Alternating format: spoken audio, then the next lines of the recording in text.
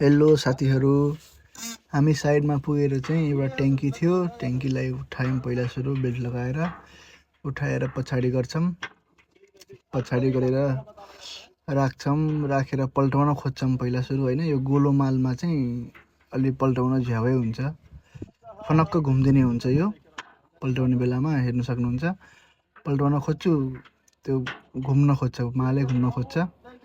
त्यसपछि गएर बुम उठाएर अगाडि निकालेर अनि बुमभित्र गएर मजाले पल्टाइदिन्छु पहिला सुरु। अनि पल्टाइसकेपछि अनि उठाएर गाडीमा मजाले मिलाएर लोड गरिदिन्छौँ। लोड गरेर अर्को पनि सामान ल्याएर हालिदिन्छौँ। चिम्नीको जुन टप बेस हुन्छ मुनिको, चिम्नीको बेस पनि हालिदिन्छौँ। चिम्नीको बेस हालिसकेपछि चाहिँ एकदम ठुलो समस्या भइहाल्छ। यहाँ गुरुजीसँग एउटा मात्रै चेन पुली रहेछ, लगाउनलाई भएन जुगाड, अनि हुँदैन भन्नुहुन्छ गुरुजी। पछि बहुत दिमाग लगाएर त्यहाँ अहिले लगाएको जस्तरी लगाएर अनि पठाइदिन्छौँ।